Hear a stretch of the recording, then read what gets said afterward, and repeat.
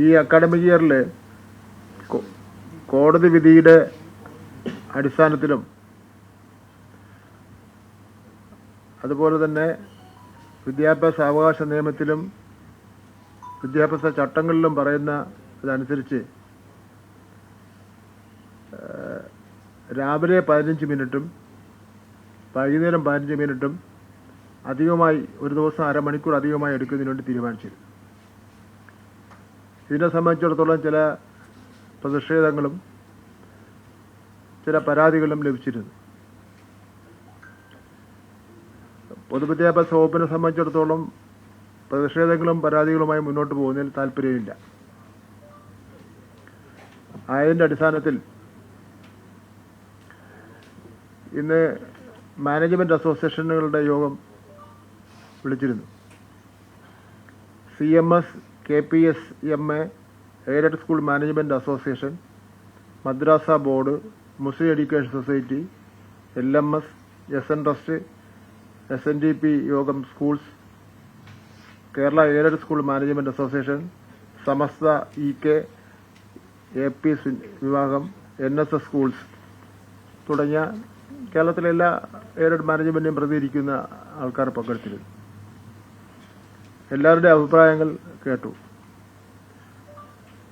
അഭിപ്രായങ്ങൾ പറയുന്നതിന് മുമ്പ് തന്നെ ഏത് സാഹചര്യത്തിലാണ് ഇങ്ങനെ ഒരു തീരുമാനം കൈക്കൊണ്ടത് എന്നതിനെ സംബന്ധിച്ചിടത്തോളം ഞാൻ അവരോട് വിശദീകരിച്ചു.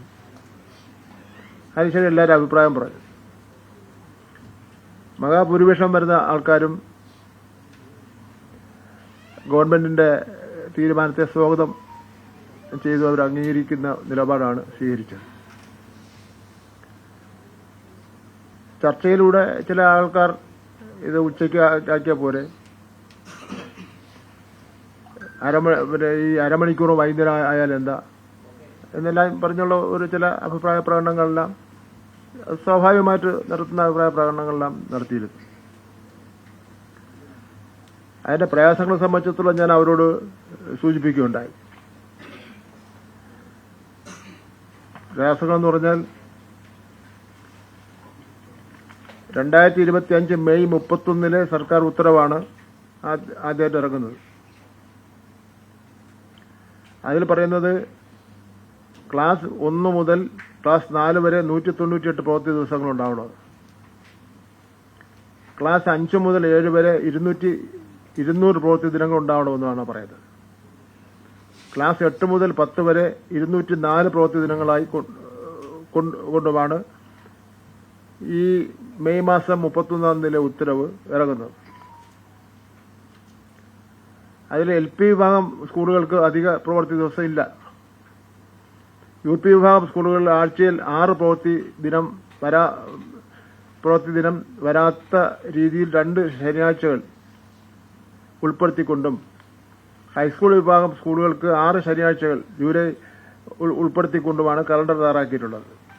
അതായത് ഹൈസ്കൂളിൽ 198 സാധ്യമായ ദിവസങ്ങളും 6 ശനിയാഴ്ചയും ചേർന്ന് 204 പ്രവൃത്തി ദിവസം, 38 വെള്ളിയാഴ്ച ഒഴിവാക്കി.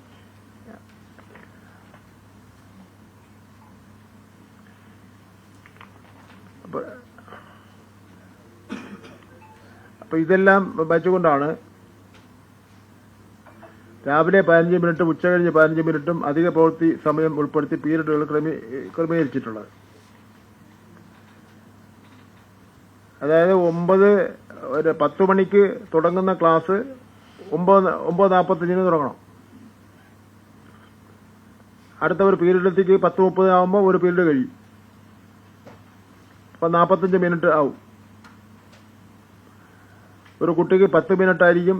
പിന്നെ 10 മിനിറ്റ് രാവിലെ ഇന്റർവെല് കിട്ടും, 5 മിനിറ്റ് ഉച്ചയ്ക്ക് ശേഷം അവന് ഇന്റർവെല് കിട്ടും.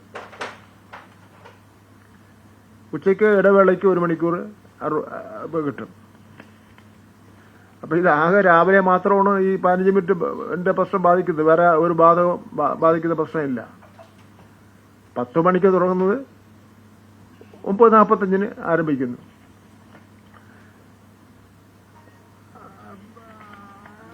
ഇത് കൂടാതെ ഈ കേസിന് ആസ്പദമായ കാര്യം എന്ന് പറയുന്നത് വിക്ടൂർ എബനൈസർ HS PTAയും മാനേജറും കൂടി ഫയൽ ചെയ്ത റിട്ട് ഹർജിയാണ്. ആ റിട്ട് ഹർജിയിൽ ഉത്തരവ് പ്രകാരം അധ്യയന വർഷം 220 പ്രവൃത്തി ദിനം വേണമെന്ന് ഹർജിക്കാരന്റെ ആവശ്യത്തിന്മേൽ ചട്ടപ്രകാരം തീരുമാനിക്കാൻ പൊതുവിദ്യാഭ്യാസ ഡയറക്ടറോട് കോടതി പറഞ്ഞു. അപ്പോൾ ചട്ടപ്രകാരം 220 അല്ലേ,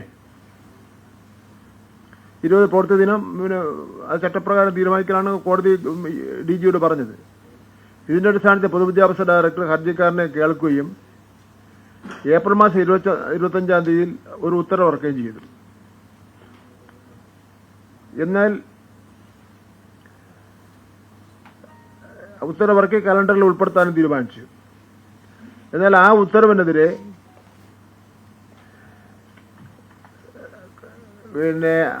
കേരള വിദ്യാഭ്യാസ ആക്ടും ചട്ടങ്ങൾക്കും ബാധകമായ സ്കൂളുകളിലെ പൊതുവിദ്യാഭ്യാസ വകുപ്പ് പ്രസിദ്ധീകരിച്ച വിദ്യാഭ്യാസ കലണ്ടർ ചോദ്യം ചെയ്തുകൊണ്ട് അധ്യാപക സംഘടനകൾ കേസിന് പോയി. അധ്യാപക സംഘടനകൾ കേസിന് പോയ ശേഷം പോയ അവസരത്തിൽ ഡയറക്ടറുടെ അധികാരത്തെയും ഈ കേസ് ചോദ്യം ചെയ്തു. അപ്പോൾ കോടതി ചോദിച്ചു, ശനിയാഴ്ച പ്രവൃത്തി ദിവസമാക്കുന്നതിന് ഉള്ള ഉത്തരവിടാൻ വേണ്ടി ഈ DGക്ക് എന്താ അധികാരം എന്ന് ചോദിച്ചതിന്റെ അടിസ്ഥാനത്തിൽ 2004 ആഗസ്റ്റ് മാസം 1 ബഹുമാനപ്പെട്ട ഹൈക്കോടതി ഒരു വിധിന്യായം പറഞ്ഞു. ആ വിധിന്യായം എന്ന് പറയുന്നത് 2009 വിദ്യാഭ്യാസ ആക്ടിലെ വ്യവസ്ഥകൾക്ക് വിധേയമായും ബന്ധപ്പെട്ടവരെ കേട്ടും ഇക്കാര്യത്തിൽ വിദഗ്ധരായവരുടെ അഭിപ്രായങ്ങൾ കേട്ട ശേഷം മാത്രമേ കേട്ട് ഇപ്പോൾ ഉള്ള തീരുമാനം പുനഃപരിശോധിക്കാൻ ഒരു വിധിയുണ്ടായി.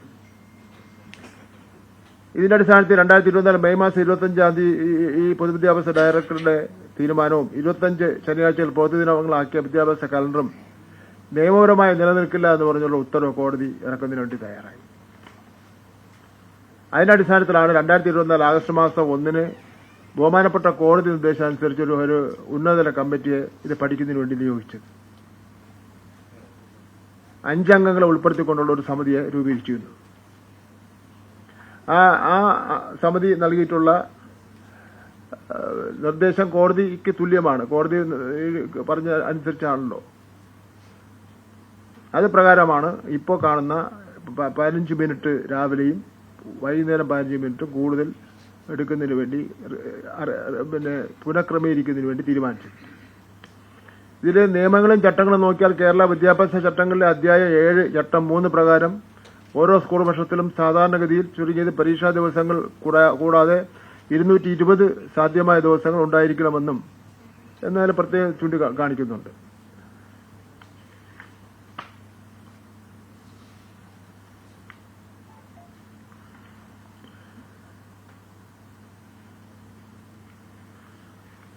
പിന്നെ ഇതിൽ ഏറ്റവും പ്രധാനപ്പെട്ട ഒരു കാര്യം ഉള്ളത്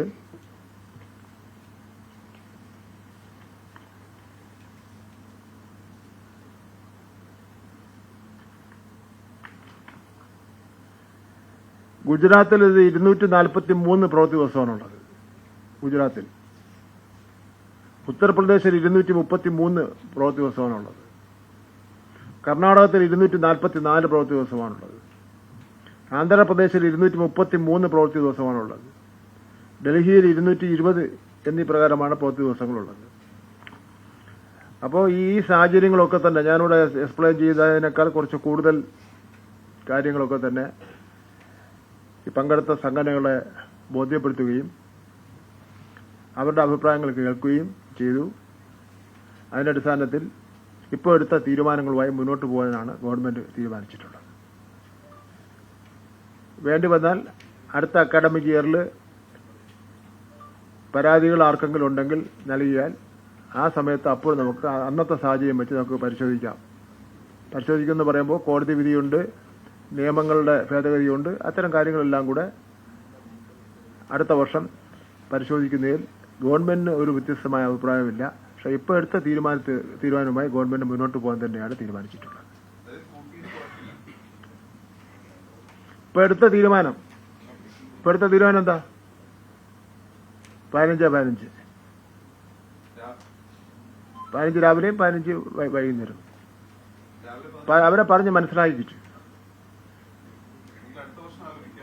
അല്ല, നമുക്ക് ഒരു ജനാധിപത്യ സംവിധാനമാണല്ലോ. നമ്മൾ ഒരിക്കലും ആരോടും ചർച്ച ചെയ്യില്ലെന്നോ പിന്നെ അങ്ങനെയൊന്നും പറയാനൊന്നും പറ്റൂലല്ലോ.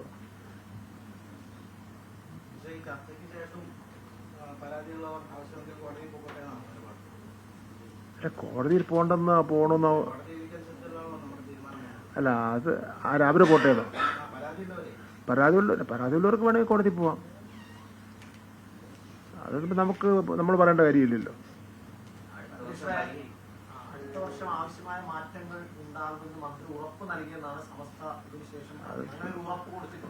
ഇല്ല, അങ്ങനെയൊന്നും ഉറപ്പ് കൊടുത്തിട്ടില്ല.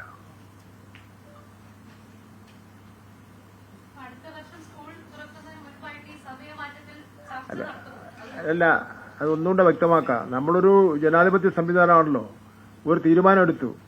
ആ തീരുമാനത്തെ സംബന്ധിച്ചിടത്തോളം പിന്നെ അഭിപ്രായ വ്യത്യാസമുള്ളവരുണ്ടാവും, ഒക്കെ ഉണ്ടാവും. അവരുമായി ചർച്ച ചെയ്യുന്നു. നമ്മൾ പിന്നെ ഒരു കാലഘട്ടത്തിലും ലോകം അവസാനിക്കുന്നവരെ ഈ വിഷയത്തിൽ ചർച്ച ചെയ്യില്ല എന്നൊരു നിലപാടെടുക്കാൻ പറ്റില്ലല്ലോ. അടുത്ത അക്കാഡമിക് ഇയറിൽ ഇതൊരു വിദ്യാഭ്യാസ രംഗത്തെ പ്രശ്നമാണ്. അടുത്ത അക്കാഡമിക് ഇയറിൽ ഈ പ്രശ്നമല്ല, ഇനി വേറെ ഏതെങ്കിലും പിന്നെ പ്രശ്നം ചർച്ച ചെയ്യാൻ കൊണ്ടുവന്നു കഴിഞ്ഞാലും വിദ്യാഭ്യാസ രംഗത്തെ പ്രശ്നമാണെങ്കിൽ ചർച്ച ചെയ്യും. ഇത് മാത്രമല്ല, ഏത് വിഷയം വേണോ ചർച്ച ചെയ്യാം.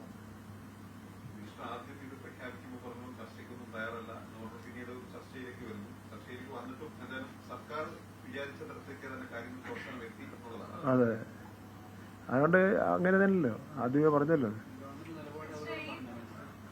ഗവൺമെന്റ് നിലപാടുള്ള നന്നായി പറഞ്ഞവരെ മനസ്സിലാക്കി.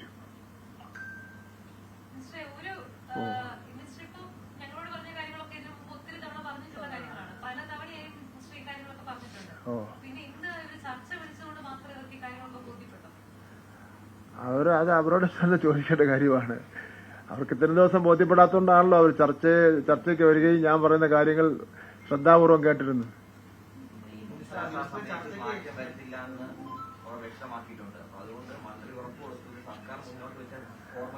ഞാൻ നമ്മുടെ നിലപാട് പറഞ്ഞു, ബാക്കി ഇനി അവരോട് ചോദിക്കുക. അവര് മാത്രമല്ല, ബാക്കി ഞാൻ പറഞ്ഞ CMS കാരുണ്ട്, KPS MA കാരുണ്ട്, എയ്ഡഡ് സ്കൂൾ മാനേജ്മെന്റ് അസോസിയേഷൻ ഉണ്ട്, മദ്രാസ ബോർഡുണ്ട്, അവരെല്ലാവരും ഉണ്ടല്ലോ.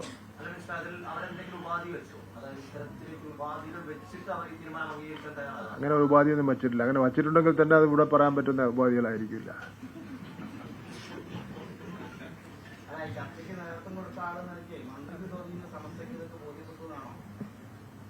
അവർക്ക് പക്ഷെ ബോധ്യപ്പെട്ടെന്ന് എനിക്ക് തോന്നുന്നില്ല.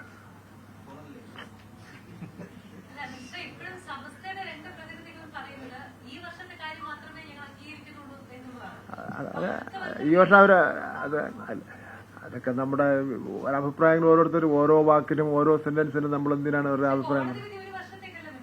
അല്ലല്ല, കോടതി അങ്ങനെ പറഞ്ഞില്ല. ഇനിയിപ്പോ സുപ്രീം കോടതി പോയി ഈ കോടതിക്ക് നാളെ തള്ളിയാൽ കോടതി വിധി ഏതെങ്കിലും ഒരു കാലഘട്ടത്തേക്കൊന്നും പറയാൻ പറ്റില്ല. സുപ്രീം കോടതിയുടെ തീരുമാനം വരുന്നത് വരെ കോടതി വിധി ഇങ്ങനെ മറിയും തിരിഞ്ഞിരിക്കും. ഇപ്പൊ നിലവിൽ ഗവൺമെന്റ് എടുത്ത തീരുമാനങ്ങളുമായി മുന്നോട്ട് പോവുകയാണ്. ഞാൻ പറയേണ്ടത് അങ്ങ് പറഞ്ഞ് ക്ലിയറാക്കി.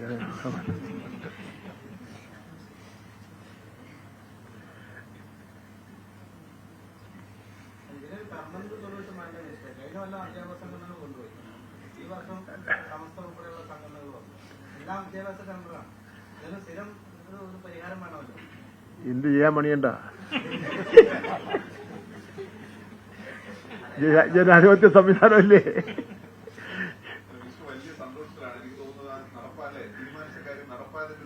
ഇല്ല, അത് രാവിലെ മുതൽ തുടങ്ങിയാണല്ലോ. നമ്മൾ ചിരിയും കളിയുമായിട്ട് രാവിലെ മുതൽ തുടങ്ങിയാണല്ലോ. അല്ല, ഇതിലിപ്പോ അങ്ങനെ അവരെ ഉത്കണ്ഠപ്പെടേണ്ട കാര്യങ്ങളൊന്നുമില്ല. 15 മിനിറ്റിന്റെ കാര്യമേ ഉള്ളൂ. അതിലൊന്നും വാശി പിടിക്കേണ്ട കാര്യമൊന്നുമില്ല.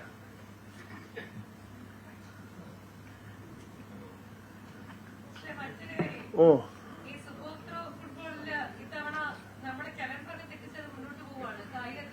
കായികാധ്യാപകർ ഇച്ചിരി പണക്കത്തിലാണ്. അതായത് അവരോട് പിന്നെ 300-ന് ഒരു അധ്യാപകൻ എന്നുള്ള നിലയിൽ തീരുമാനിക്കുമ്പോൾ 17 അധ്യാപകരുടെ ജോലി നഷ്ടപ്പെടും. 500-ന് അല്ലേ 500-ന് തീരുമാനിക്കുമ്പോൾ ഒരു അധ്യാപകന്റെ ജോലി നഷ്ടപ്പെടും. അത് 300-നൊന്നും തീരുമാനിക്കണം. അത് തീരുമാനിക്കാതെ ഞാൻ ഉറപ്പ് കൊടുത്ത്, പക്ഷേ ആ സമയത്ത് ഒന്നും അത് നടന്നിട്ടില്ല. എന്തായാലും 2-3 ദിവസത്തിനകം അത് നടക്കുകയും അവർ തന്നെ ഞാൻ വിളിച്ച് സംസാരിക്കുകയും ചെയ്തു. നിങ്ങൾ ടൂർണമെന്റ് നടത്തണമെങ്കിൽ നിങ്ങൾ നടത്തുക, നടത്താതെ നമ്മൾ വേറെ പകരം ബദൽ സംവിധാനം ഉണ്ടാക്കിയ ശേഷം നിങ്ങൾക്കുണ്ടാകുന്ന ബുദ്ധിമുട്ട് പിന്നെ പറഞ്ഞുകൊണ്ടൊന്നിട്ട് കാര്യമില്ല. അതുകൊണ്ട് നിങ്ങൾ ടൂർണമെന്റ് നടത്തുക, നമുക്ക് ഈ പ്രശ്നം പരിഹാരം കാണാമെന്ന് പറഞ്ഞിട്ടുണ്ട്. അത് കുറച്ച് വിഷമത്തിലാണ്.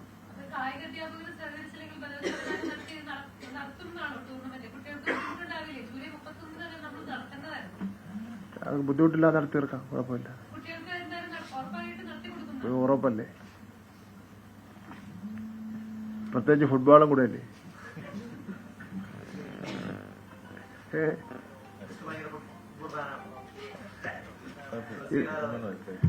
നമ്മുടെ പിന്നെ ഈ ജയിലിൽ നിന്ന് ചാടിയ കക്ഷികളെ പോയി തിരിച്ചു കിട്ടിയോ?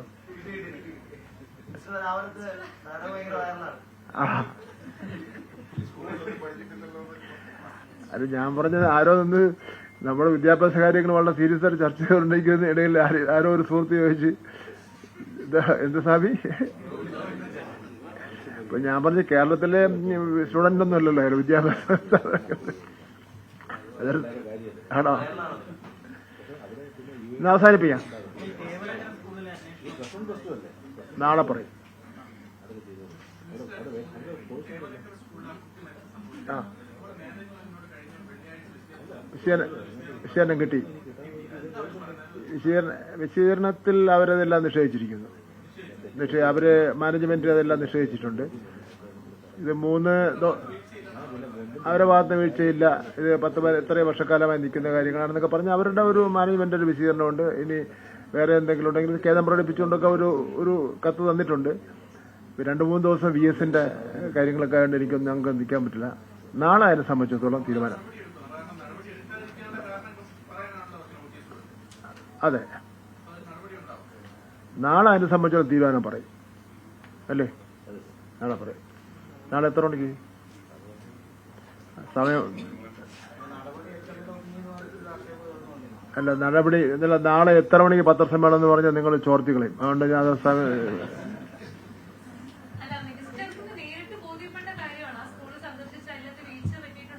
ഞാൻ പറഞ്ഞല്ലോ വീഴ്ച.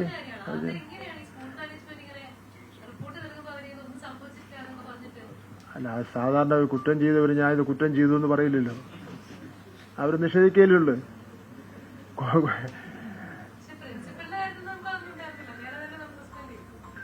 അല്ല, അവിടെ നമുക്ക് പ്രിൻസിപ്പാളിന്റെ അടുത്ത് അന്ന് ചുമതല DOക്ക് നോട്ടീസ് കൊടുത്തിട്ടുണ്ട്. നമ്മൾ ചെയ്യാൻ കഴിയുന്ന കാര്യങ്ങൾ മുഴുവൻ ചെയ്തിട്ടുണ്ട്. ഇവിടെ ഇല്ല, DO എൻക്വയറി നടത്തുമ്പോൾ ചോദിക്കും, ചോദിച്ചു കിട്ടിയില്ല.